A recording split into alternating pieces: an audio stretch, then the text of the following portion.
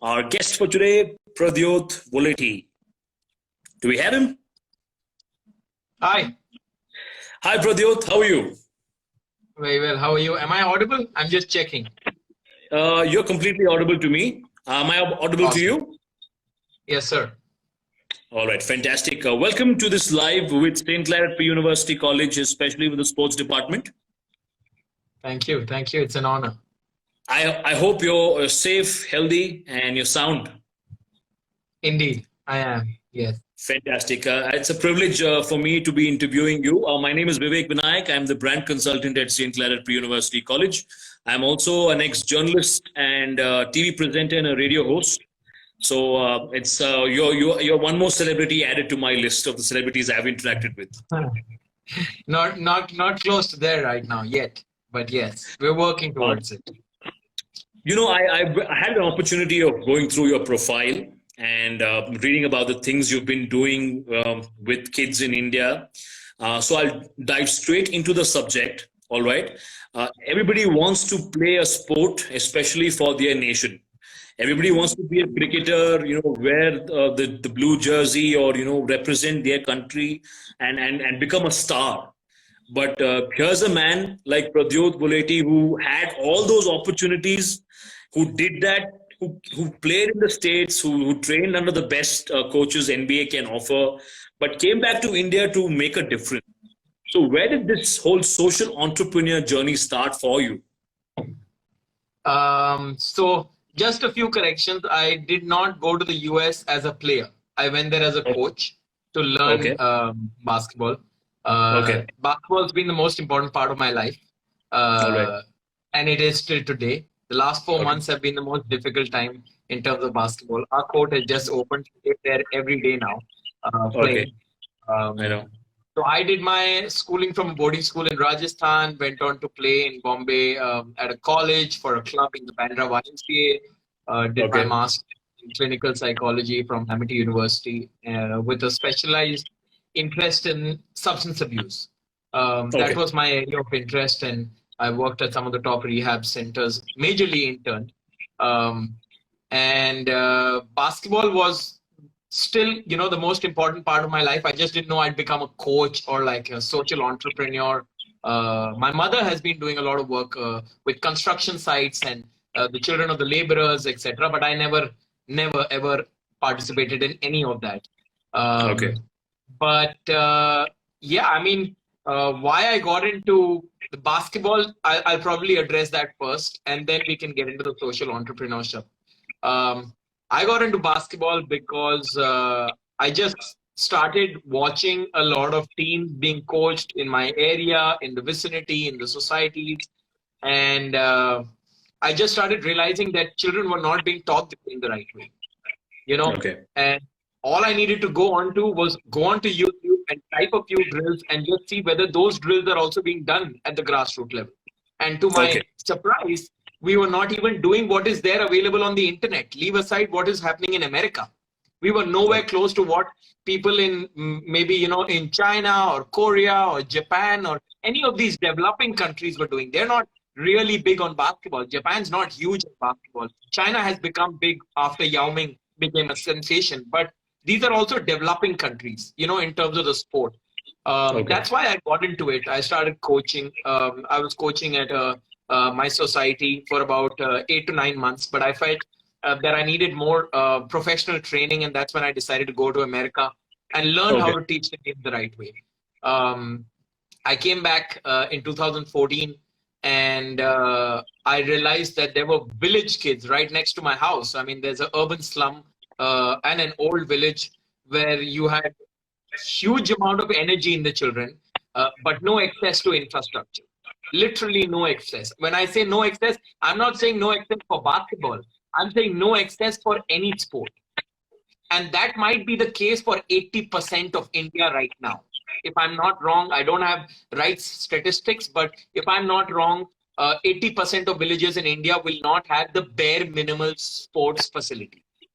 Got it. And that's where my entire vision of trying to provide these children an opportunity to learn a game, more than anything, more than them playing for the country, nationals, etc. My goal was, if I can keep them away from petty crimes and substance abuse, which are a prevalent problem and a great increasing problem amongst the youth, I think I've done my job. You know, the end result of it, like children getting into colleges like St. Claret, that's an end result of what we do. That's not our primary goal. You know, our primary goal is to channelize the energy of these kids in the right direction. Very well said, and I can relate to what you say because I used to play cricket and I played up to the district level. And there was once the Australian B team who came down to Bangalore at the NCA stadium, and they were practicing and doing their drills. And then what I realized after interacting with them is not just basketball, but every sport which is pursued in India still lacks the kind of commitment and the advanced kind of training that we need to get. If you look at an Australian team and the kind of features and the kind of training regime they have and when it comes to cricket, is completely different from what India used to have. Of course, the guys like Virat Kohli are bringing that change in terms of fitness and how important it is to have nutrition a part of your fitness diet, and things are changing. But I can completely relate with you, considering that basketball and football are still developing sports in a country like India, where cricket is still very, very popular. In that sense, I think what you are doing is extremely good, because you're not only picking up students and helping them, as you said, kind of channelize the energies, diverting the attention from crime and drug abuse, and channelizing it into much productive things like sport, but also bringing that international element where they're exposed to some concepts which we've never seen or which we never heard of. And that's so important, because whether you like it or not, we still have to keep improving and come to a level where our guys can kind of represent India at an international level. So that's really, really fantastic. And as you've said, the output, the result, of course, is your students joining colleges like St. Claret. But I want to ask you your experience when you learned basketball in India and when you went to learn in the US. What's the difference like? What is the level of skills that we have, the training that we have, and the training that you get there? Right. I have been to the US twice. I have been to Canada once. I've been to England once. I myself, of what I have learned in just 2 month periods over there, I've not been able to implement 15% of that yet in India. Okay. That's the gap we're talking about. We're talking about what a kid at the age of 12 to 13 is learning. Kids in India would not know that concept even at the age of 18, 19. Okay. I'm not talking from a skill development perspective. Skill development is one side of it. Okay, how many kids can dribble between the legs, go behind their backs? How skilled are they in terms of their footwork, their agility, their quickness, their athleticism? I think that's one side of it. But even experience, exposure. A kid in America is playing approximately 40 matches a year without the playoffs. Okay. At the age of 13. There are people who criticize that, like Kobe Bryant did not feel that the AAU was something which is very important for development. Sometimes it's also an increased amount of exposure, which actually puts children at risks of injuries. But that's one side of it, which is extreme. America is extreme in terms of the number of matches a player has to play. But here we are, where we have a district, state, national, and you could finish the year with just 15 games. So how do you have a kid who's played 15 games a year compete with a kid who's played 40 games a year? You just can't. It's impossible. So that's where I feel that there needs to be a lot of grassroots leagues, tournaments, club level basketball. What happens during the summer? How many exhibitions are happening? How many summer camps are happening? How many players in terms of position specific training? Like you have point guards and you have shooting guards. You got to have separate camps for them. That's what it happens. We need to have camps where parents come in with their children. They learn the nuances of the game. But if a parent learns, parent learns 5 drills he needs to do with his son or daughter every day, he has homework that they can go back and make sure that their kid gets 500 shots up every day. He doesn't need to know a lot about basketball. But if he knows the drill and he's taken it on video, he can just go there and that thing. So we need to do a lot of education from the parents' perspective. A lot of camps and clinics need to happen. We've been fortunate with Dribble Academy Foundation in the last 2 years. We've had over 15 volunteers from America, Lithuania, Denmark coming. They don't want no money. They want to come here to India and share their knowledge. All they're asking for is some good food and a place to live. So now that we are associated with ST.CLARET, I'm looking forward to getting all our international volunteers to come down to Bangalore and share our knowledge, because we're not here just for Dribble Academy. We want that knowledge to disseminate throughout the country. That's what we want. Please bring them over, because we will host them with fantastic masala dosas and Andhra biryanis, and we'll have a ball with them in terms of the Indian cuisine. But talking about the parents, I think they play a huge role in the development of a child. Because let's not forget that maybe a decade back, if a child went and told his parent, Ma or Papa, I want to be a basketball player, I want to be a cricketer, or I want to do something hatke in life, I think he would have completely been dismissed off right away, saying that focus on your studies and this is not going to lead you anywhere. But I think that the times have changed and the things have changed with credit to sports like cricket and the IPL, where today I literally can see parents saying, Beta, you go to the stadium, you play your game and you play IPL. I know that this is a serious sport. And the few things to be taken away from there is, I think the parents, as you said, have to become very supportive to their kids towards pursuing sports, because I have immense respect for sports people, sportsmen, athletes, because I know the level of dedication, the level of commitment that you require to be a top class athlete. When it comes to diet, when it comes to sleep, when it comes to training, I mean, you can't be a normal person. You literally have to have a schedule and discipline in your life. And that can really ward your child from so many vices, especially in today's time with drugs, with pornography, with so many vices and distractions in today's life. There is no better way for parents to divert their children's attention and channelize their energies into something useful like basketball or like sports. So your advice to parents, I know a lot of parents have joined us on this live today. So what would be your advice to parents in terms of, okay, you might not become a star, and every player need not be a Kobe Bryant or a Michael Jordan.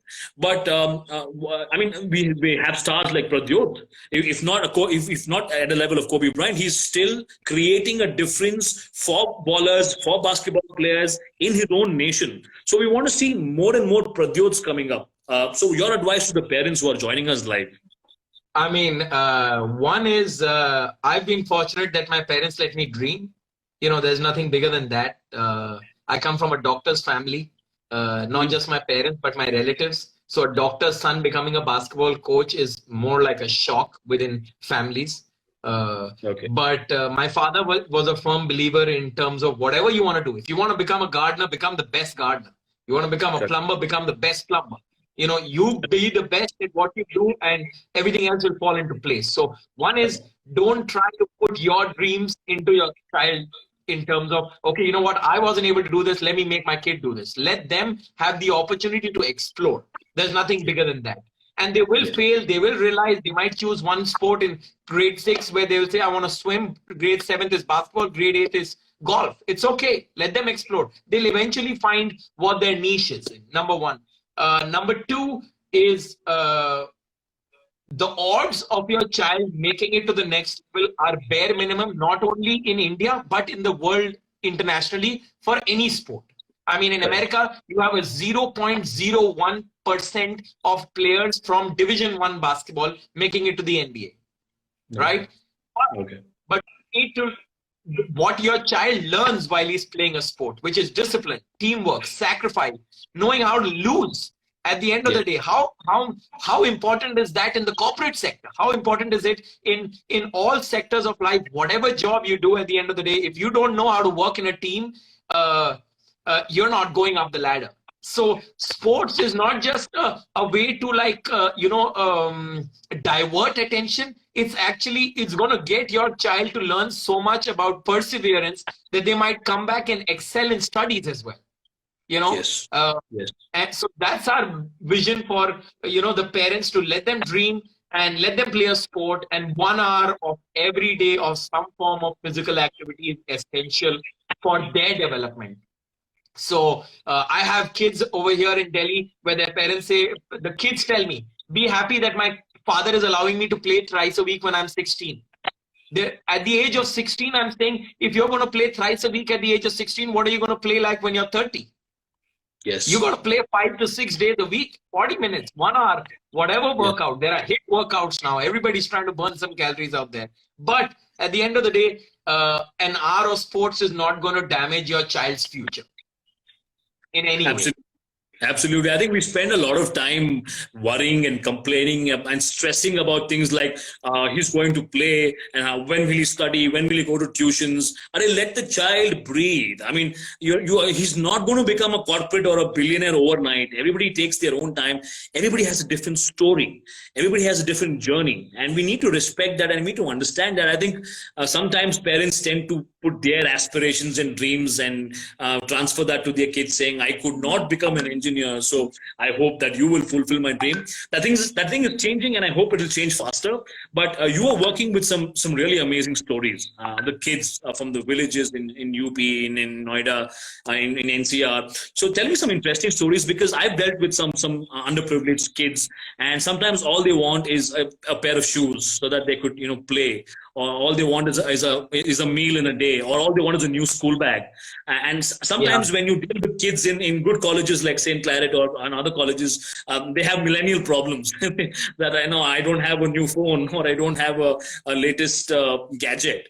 So give me one story where which really moved you, saying that what I'm doing I love doing because I'm doing this for this reason. Any story like that you have? I mean, there'll be plenty. I mean, I'm almost, I can't really count them because that's my inspiration. The hustle they have in life, from living in a 150 square feet house with 8 members in the family, still coming out early morning, working hard, a torn shoe, bleeding toes, but they're out there, they're working, they're not making an excuse. I will buy them a shoe. I mean, till last year, all we did was I was going on Facebook and raising funds. Someone was sending me 10 basketballs. Someone would say, I'm donating $1,500 off my salary. That's how we've done this entire program. But yeah, I mean, a vegetable vendor's son, a rickshaw puller's son, a press wala's son. These are children who have the potential to become an IAS officer, to become an IPS officer. Some of these kids are coming to St.CLARET now. Kids like an electrician's son, a plumber's son. These are kids who have gone through all obstacles. Imagine them not having a date of birth certificate, them being the best in the city and yet not getting an opportunity to play because their parents 15 years back forgot to get a date of birth certificate issued within 1 year of being born. They were the best in the city and they couldn't play. They've gone through adversity. But I told them at the end of it that there is something bigger and brighter than that. You didn't pick up a basketball on day one because you wanted to play the nationals. You picked up because you wanted to have fun. You wanted to enjoy. So enjoy the moment, play hard, study hard. We've got girls. We've got almost 49 to 50% of our students as girls, and especially in a village in Uttar Pradesh where it's not very prevalent for girls to play. We actually might have more girls playing the sport of basketball in Noida than the entire city combined. In this one village, we have about 150 girls playing. The district champions were these girls. There are, a panwala's daughter, a rickshaw puller's daughter, a small shopkeeper's daughter, an ice cream wala's daughter. These are kids who are a part of our program, and we bridge the gap and got them into the program. And till today, we don't have a separate boys session and a girls session. They work out together every day, go against each other, and that's our way of moving towards United Nations Sustainable Development Goals of gender equality. Everything should be similar. Why should they be getting more privilege or the other? So we've given equal opportunities. We've traveled across the country with these girls. Some of these girls have got scholarships in really good schools. Some of these girls will be getting into college next year. We're hoping they get a good scholarship into getting into a college. But yeah, man, I mean, at the end of the day, I didn't start this with a vision where I knew where I'd be here today. I started on a small broken half court with 2 bamboo sticks, and we had a court which would slip every day. Kids would fall down, but they'd get up. After 3 years, we got a full court donated. As a matter of fact, today we have 300 kids and we don't even have a court in the village. And we've not been allotted any land by the government over here. So we don't have a place for these kids to practice, but we start at 3 p.m. in the afternoon and we go up to 9 p.m., 3 to 4, 4 to 5, 5 to 6. And these kids are going all out. No excuses. Every day, not saying, oh, you know what, coach, we feel that this court is too crowded. We're not getting enough exposure or game time. And these kids are going against some of the best players in the city. some teams where they have players who are playing for India. And these are a short team. I have a very short team of 5'3" and a maximum height of 5'5". They were going against teams of 6'3", 6'4". Even if they lose, that team is walking up to them and saying, man, that was a good game. You know, that does it all for me. Yeah, I think I'm in touch with some really great script writers and Bollywood directors. I should really share your story with them, and the world should know your story and what you're doing. I mean, it's incredible how a small dream, somebody who can just pick up a few students can make a huge difference in people's lives. And what a great representation to the entire world, and Indian doing something so incredible as a social entrepreneur for upcoming students in the field of basketball, where the game has not even got that kind of platform and support and attention from the rest of the country. What you're doing is incredible. But let's just talk about that moment where you met, Rishte Mein Hum Tumhare Baap Hote Hain, Amitabh Bachchan. I mean, it's every Indian's dream, especially if you follow Bollywood. You want to meet, or you want to. I mean, we've all seen him growing up, but you got the chance with your kids to go on the show, play the game with the man himself. So, first of all, what were the moments like? I know that there is a set, and then you have to wait backstage. So, when you met him, when you interacted with him, what was the feeling like meeting the legendary Amitabh Bachchan? Honestly, there were about 8 to 10 questions. I till the 7th question didn't realize it was really happening. Okay. I didn't feel that it was really happening, and then I just shook myself and I was like, if you see the whole episode, you'll get to know that I'm like kind of zoned out for like 80% of the show. And then I was like, man, this is really happening. You got to talk and share your story, and you're on national television.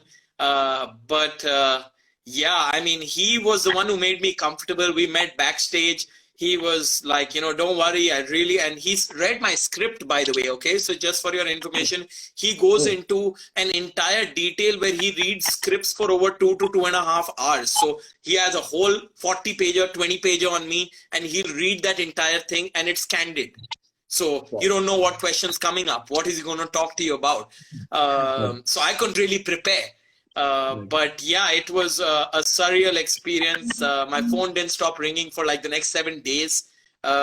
Honestly, I'm sure there are many more people across the country who would like to take basketball to more villages, and I have not been able to reach out or connect.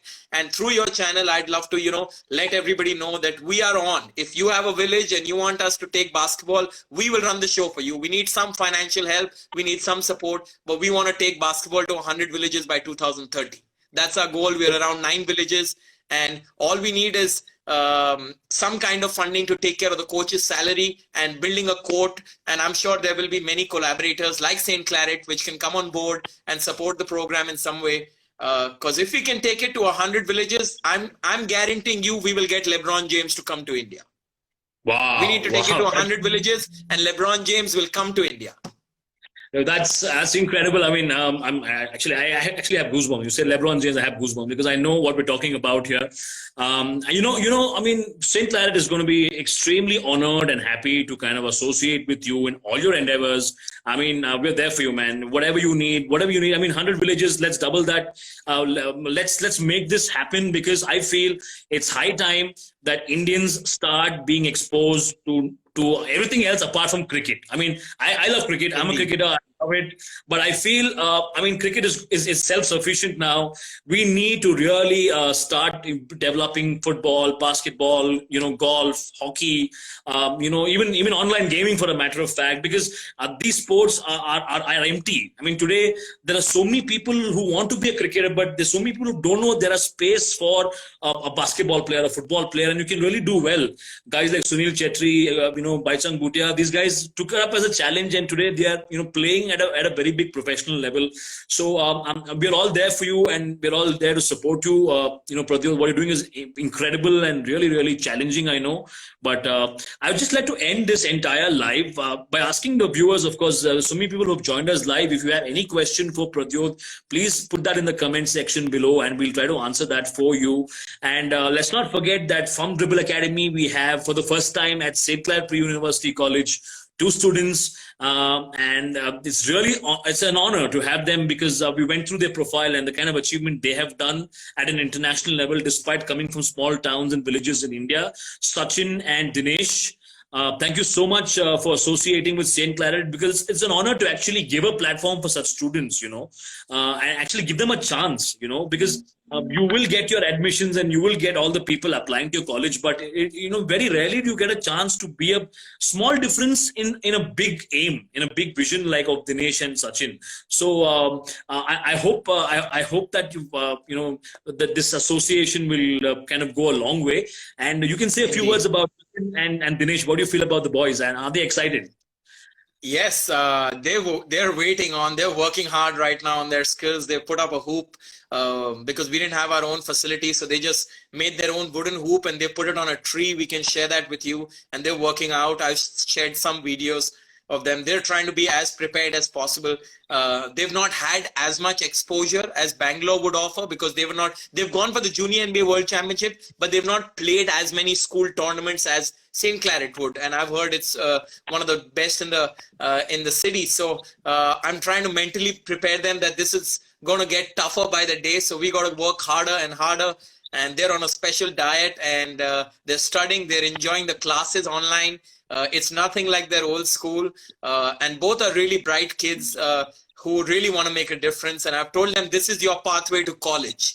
Get here, yes, do well, work hard, study harder, and you can get into a college in Bangalore. And what better city to study than Bangalore? I mean, I've been there, I've spent some time, but yeah, it's more than a dream for these kids. It's more than a dream for our organization. And I just hope we can have them grow as players, as humans, and they can contribute to St.CLARET as well as to the city of Bangalore. Fantastic. You spoke about training, and I'm a big fan of nutrition and training. I do know that a large part of your skills on the court come from the food you eat and the kind of training you do. So can you throw light about a general diet for a baller, for a basketball player, what he should be consuming on a daily basis? Because it is so easy to be distracted and pick the wrong foods in today's times. Ab Zomato mein jaoge ya Swiggy mein jaoge, so you have 100 options to cheat. But what is the diet required for speed, agility, muscle for a basketball player? One is, I think everybody needs to watch this video on Netflix. It's a film called Game Changer. I think so. It's called Game Changer or something. It's about the diet, which is showing the concepts of how people are under the misconception that non-veg gives better protein than vegetarian food. And there's even contradiction where they're saying that 2 sandwiches of peanut butter are actually equivalent to 2 boiled eggs. Right? Okay. That's what they've done. And they've shown some scientific proof for it. So one is everybody watch that. The other is, I think it's got to be a heavy protein diet, but people shouldn't forget carbs. I'm not a professional, so I'm not going to be able to advise on the diets, but I can just say carbs are so important for energy. What are you eating? How much water are you drinking is important. How much sleep are you getting? Switch off your phone, put it on silent, put up an app, watch how much time you're spending on your phone. I just read a recent article by another basketball player on how she added this app, and now she's reading about how much time she's spending, because that same time can be put into sleep and rest, because there's nothing bigger than rest and recovery. And once everything opens up and once COVID goes down, try to go to the pool. I don't think there's anything better than a swimming pool in terms of rehab. So recovery of the body is very important. At the rest of it, it's just protein, carbs, fats, and have healthy stuff. At the end of it, it's got to be a lot of healthy stuff, a lot of grilled stuff, rather than the butter chicken and dal makhni. Just try to choose a simpler option. But at the same time, I don't think we should be missing out on any Indian cuisine. You can definitely enjoy a little bit of everything, but at the same time, just balance it out a little bit and you should be good to go. Also, in the country of India, it's very easy to get offended. It's very easy to misunderstand. Having said about the diet, you mentioned about, even vegetarian sources today, we know that is equally nutritious in terms of protein content, in terms of the branch chain amino acids, which is present in meat as well as vegetarian. So, in terms of, throw some light about, what is good for you. Like, in terms of if you're consuming meat, and it works for you, it's good for you. If you are consuming peanuts or tofu or soya or legumes or pulses, that's also good for you. So in terms of like I remember Usain Bolt saying that he largely contributes his speed to the red meat he ate during his training days. At the same time, we know Virat Kohli today is turned vegan and doesn't consume any protein from any animal sources. So I think what should be important is what works for you and your body. If you can't digest lactose or dairy products, then you can't do it. You have to depend on some source of protein. And also, I know a lot of youngsters, especially teenagers, the craze of six-pack abs and built bodies, going to the gyms and mindlessly working out. I think they don't realize that every sport requires a different kind of weight training regime, and also the importance of weight training, how much it helps in an athlete. So if you could just say a few words about that. Yeah, I mean, at the end of the day, now you have players in the NBA who are on vegan diets. They're lean. They've come back after the COVID, that thing, like lost 10 kilos. They've gained speed, they've gained agility. So as you said, I think the most important thing is what works for you. How are you feeling? Are you feeling too tired? Are you feeling very exhausted? Do you feel you're not able to burn what you're eating?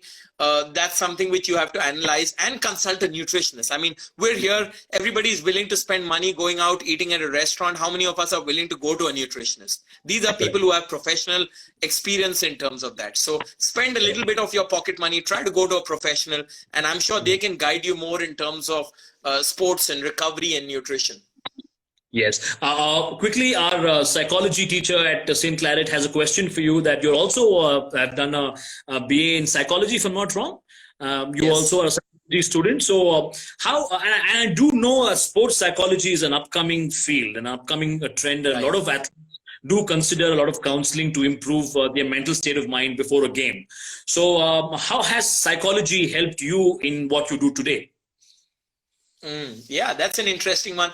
I quit practicing as such. I never really practiced. I just finished my master's and I did a little bit here and there. But I think what it's really helped me has been to understand players, understand that there are players who come from very different backgrounds, children who have a lot of abilities, but it can't be your way or the highway.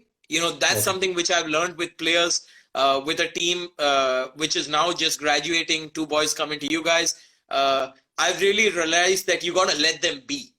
You can't be on top of them. Sometimes as coaches, we're trying to dictate what's happening inside the game from outside. You got to give players the independence of making mistakes, making bad decisions, and they will realize that. Let them do it. I mean, one of the best coaches in the NBA is a coach called Greg Popovich from the San Antonio Spurs. They're a legendary team.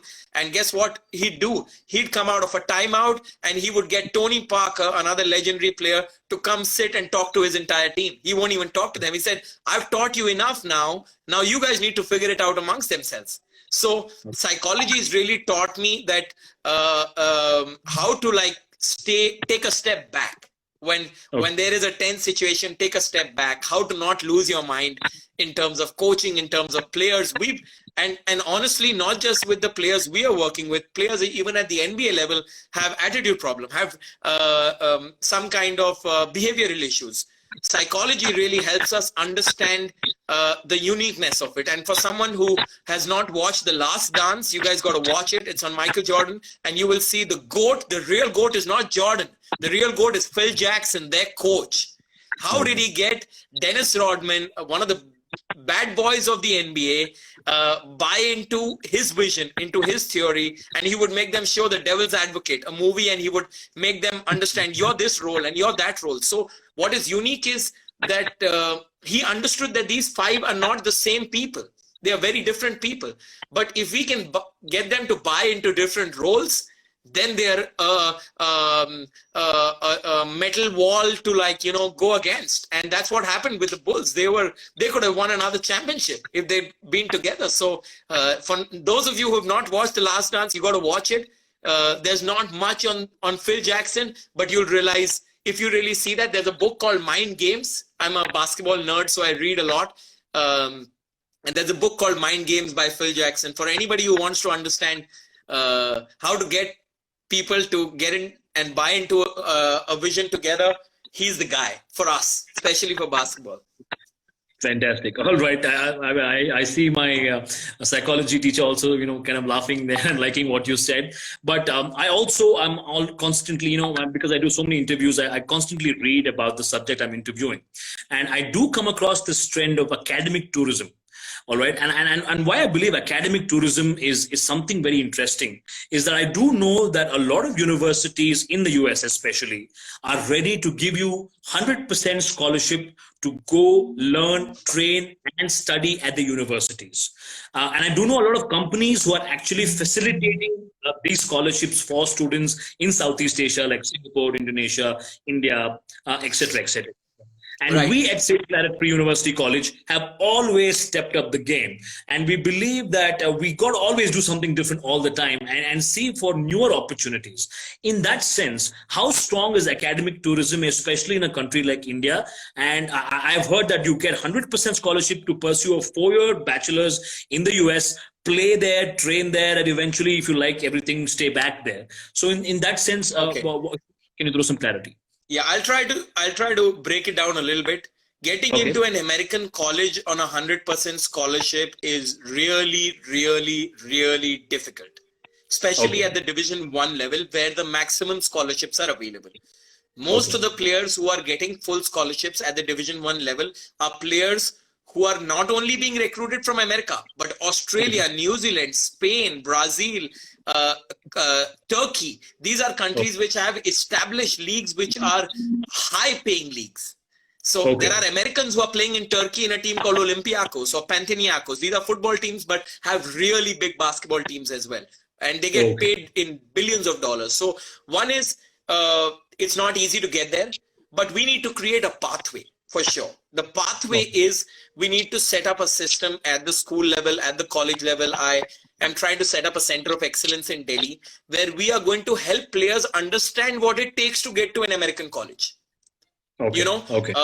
whether it's SATs, whether it's GREs, all of that Yes. stuff, as well as what the level of basketball is. A lot of kids I come across say, you know what, I'm good enough that I can go to a Division 1 college. But if I take them through a 1-hour workout, reality sets in.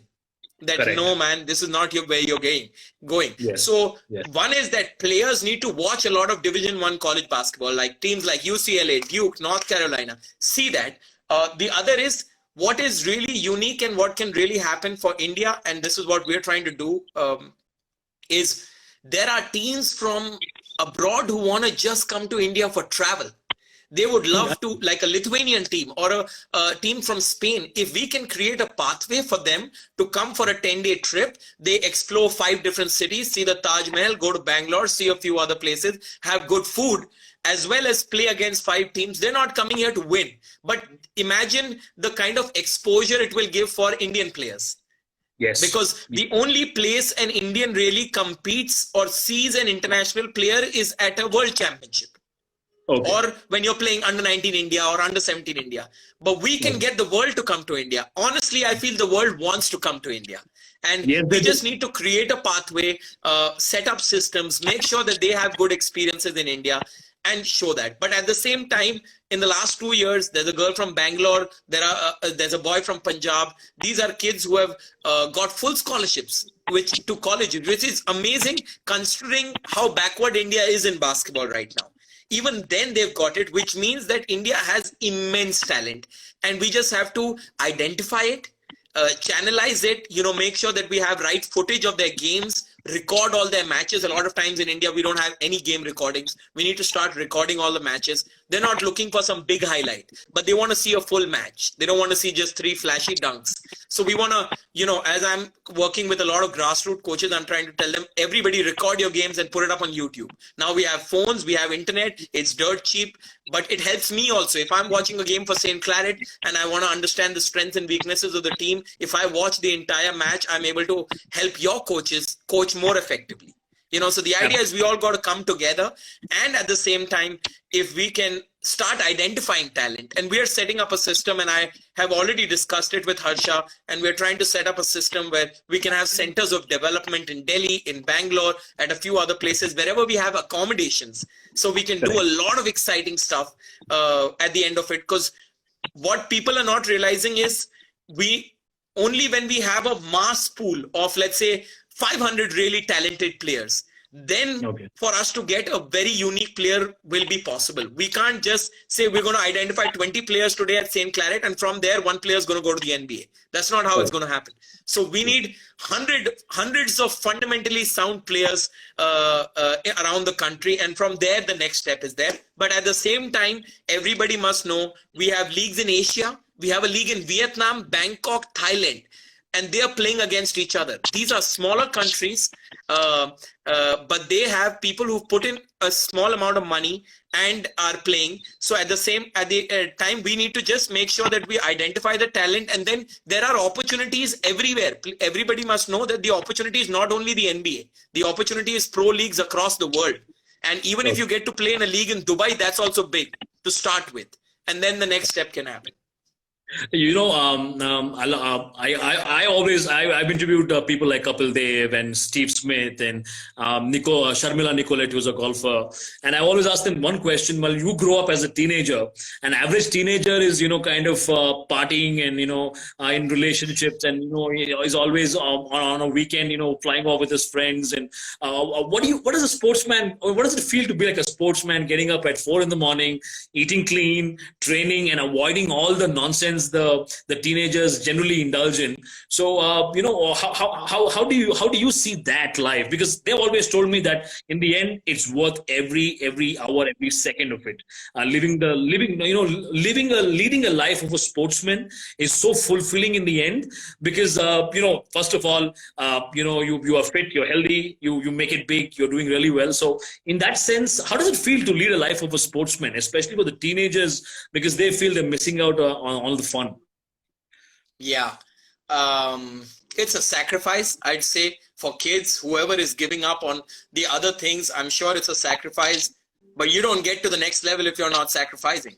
One. Yes. The other is there is the right time for everything. So if you focus and make your life well, you can, you know, party, do whatever you want to do for the next 40 years of your life. But if you don't work hard during the initial years of your life, what are you going to do for the rest of the life? So that's definitely a thing. But at the end of the day, I mean, I started this with a dream to change the dynamics of this game of basketball. I'm not even close to that as of now. But what motivates me every day is seeing the passion in other people even from Bangalore or across the country, who have got inspired and now want to do something more towards the game. What can be bigger than that?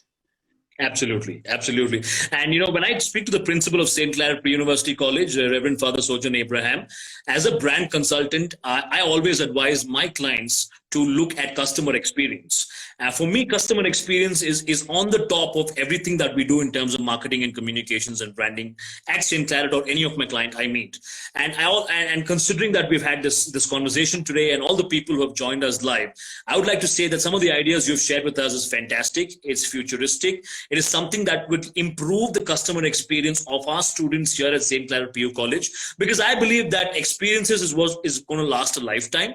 And just imagine in the future we are able to accommodate teams from Europe or from the US or from different parts of the country, they come, they mingle with our students, and the experience is going to be invaluable. So rest assured that whatever we have discussed in his life today, I will personally ensure, and of course, I'm a small part of the institution, but the principal, Harsha, Pratap, Vinod, all these people, I'm sure will work together with you to make your dream a reality. Eventually, we being a small part of it can make basketball go a long, long way.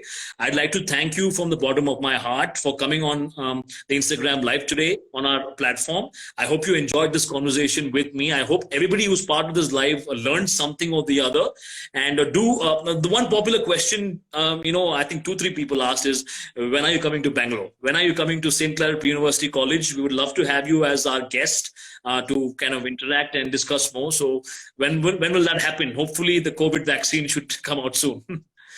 Indeed, indeed. My father's a doctor. I don't know if he has a date out for the COVID vaccine, but I can't wait to get there. I mean, we've been in touch for a few years now, but at the end of it, I mean, the passion you guys have to like make a difference, at the end of the day, it's not my dream. It's everybody's dream. It's all the ballers and all sports lovers. It's all our dream. Everything is about the team. We all got to work together, put in all our sweat and efforts and take basketball to the next level, that 10 years down the line, we can have a bunch of players from India playing at professional levels around the world. And I am waiting. I mean, I'm excited to get there to Bangalore and be a part of St.CLARET and contribute and inspire more people, as well as take basketball to the next level. Absolutely. In fact, just maybe 2 or 3 weeks back, we had Vijay from MTV kind of join us as a chief guest for our investiture ceremony, and he happens to be a big baller. And when I remembered him, I wanted to ask you this as well. Does every basketballer have a craze for sneakers? And how many sneakers do you own? And do you own the limited edition sneakers, paying loads of money? Like, what's your fascination and collection like? I don't have loads of money, so I don't have high-end Jordans. I did buy a couple of them a few years back, but now I do all my shopping on Black Friday in America. Okay. But yes, sneakers is the thing. That's what I spend my money on. And I do have some, but I'm a book nerd, so I don't think anybody in India would have more books than me on basketball, of the best coaches, and I would love to share that library with anybody who wants to get more books on basketball. We have that. And but yeah, shoes is something, and I think India needs to come out with something unique in terms of a shoe. China has done a lot, but we don't have an Indian origin company yet coming out with a really unique, customized, colorful shoe. We've got people like Anand Ahuja also, who are big basketball fanatics. But Vijay is one of the best, and he's also done some phenomenal work at the Streetball League in Bombay. And we need more people like Vijay and more people like Anand to come in and understand the long-term vision for basketball and do our own bit. Rest assured, whether it's Vijay or whether it's any other celebrity, we have a fantastic public relations and marketing team here at St.CLARET, and we would like to offer our services, without any terms and conditions, so that our association in the end of whatever activity we do will turn out to be the best for the nation, for the young kids, and for the bigger cause that is basketball. Thank you so much, Pradyut, for joining us on this Instagram live. It has been a pleasure interacting with you. I'm just looking at the clock and I didn't even realize it's been almost close to 60 minutes now. And hope to see you soon at our premises. And thank you once again, Pratap, Harsha, Vinod, Pramod, all of you who've made this possible of bringing Pradyut and associating Dribble Academy. Ladies and gentlemen, go and follow the Instagram account of Dribble Academy for all the latest news and updates from their department and from their team, and continue to support basketball. Let us make this sport really, really popular. I can play cricket for 60 minutes. Rest assured, I know playing basketball for 60 minutes is not easy and is really challenging. And that's why I love the game. Thank you so much, Pradyut, for joining us. Thank you so much. It's a pleasure being a part of this, and I look forward to meeting you guys soon. Take care. Take care and stay safe. Bye-bye.